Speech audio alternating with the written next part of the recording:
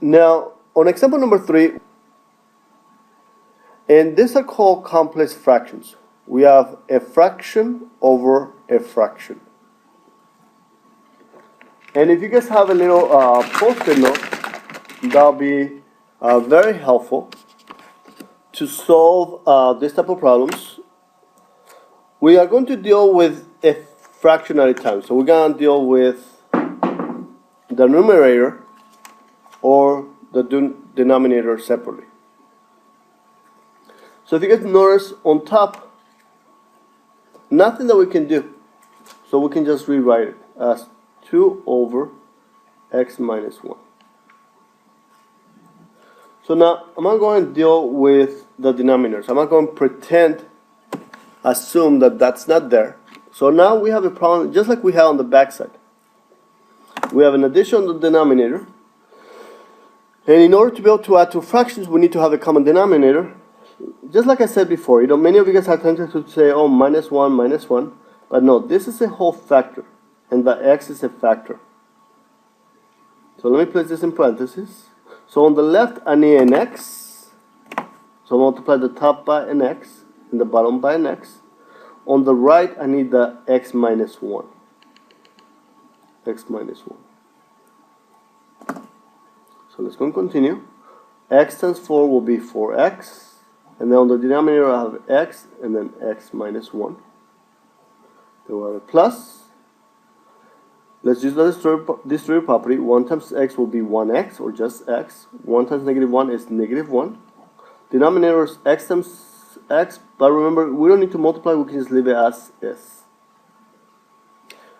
Now that they have the same denominator, we can go and combine like terms. So we have 4x plus 1x will give us 5x minus 1. Denominator will be x and then x minus 1. Now we can deal with the top portion. We can just transfer 2 over x minus 1. And whenever this is a division.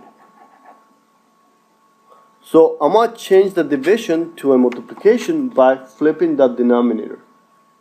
And I want to be able to see those two arrows on your work because many of you guys are going to flip the first fraction. The first fraction will stay exactly the same. So 2 over x minus 1. That division, that's here, will change to multiplication. And I'm not going to flip this.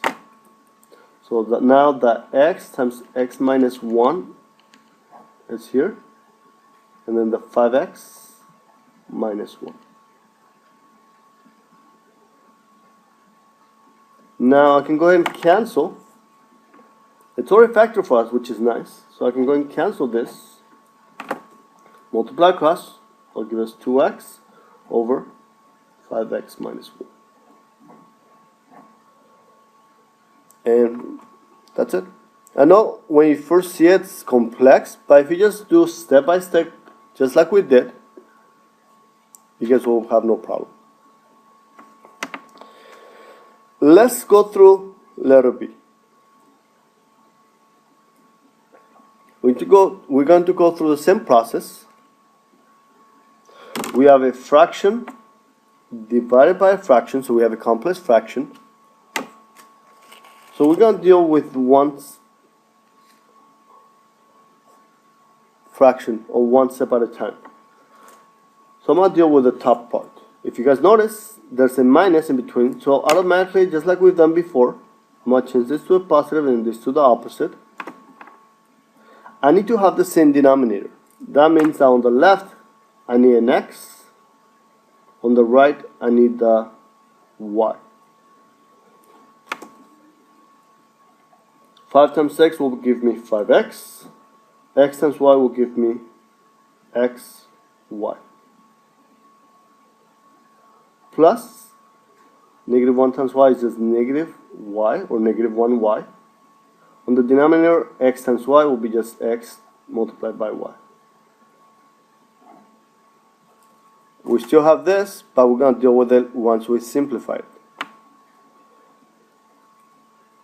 Let's go ahead. Now that they have the same denominator, we can add the top. So that will give me x, 5x minus y will be just as we say, 5x minus y. Do not add it. And the denominator will stay the same. Now that we have simplified this, we're going to copy this over. 3 over x, 3 over x. And we are going to change the division to a multiplication by flipping the second fraction, the fraction on the bottom. So right away you should be able to write the first fraction as it is, 5x minus y over xy. Remember, they're multiplying. The denominator will be flipped, so it'll be x over 3. Now we can go and cancel. The x cancels with the x. Many of you guys are tempted to cancel those two y's. This is not a factor by itself. This is a whole factor because of the minus sign. We don't have a 5x minus y on the bottom, so do not cancel it. We have 5x minus y divided by 3 times y will be 3y. Go ahead and pause it. See if you guys can do letter C by yourselves, and then we can work it out. Go ahead and pause it. Great. So let's go and work out letter C. We have a complex fraction because we have a fraction over a fraction. So if we cover the top, the bottom, nothing to simplify on top. We just have a simple fraction. So let's go and copy over. It'll be 3 over x plus 2. Now the denominator, let's go and cover the top so it makes it a bit easier. It doesn't sound so overwhelming.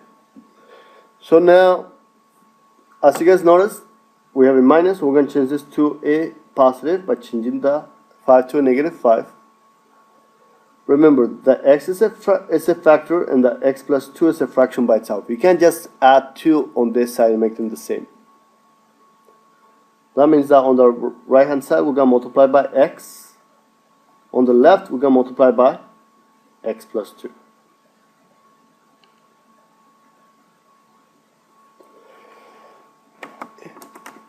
Excuse me. Now, let's multiply it out. 2 times x will be 2x. 2 times 2 will be 4. Over. I'm going to rewrite this as x and then the x plus 2.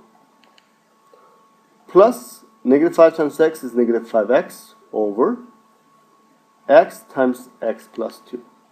No need to multiply the denominators because it will cancel in a few minutes.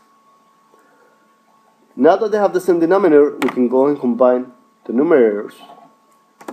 So that will give me negative 3x and then plus 4 over x and then x plus 2. Let's go and copy what was on top once again. Now I can go and change the, now that I've simplified the denominator, I can go and change the division to a multiplication by flipping the second fraction. The first fraction will remain the same, x over x plus 2, multiplied by, flip it, so it'll be x and then x plus 2 over negative 3x plus 4. Now we can go and cancel. Remember, this is a whole factor, so we can cancel that x plus 2 by x plus 2. I cannot cancel this x because this is a whole entire factor.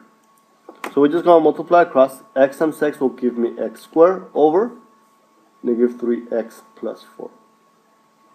And that'll be my answer. So that will conclude the lesson for today. Thanks for taking the time to watch the video. Hope you have a great day. And please email me if you have any questions. Thanks.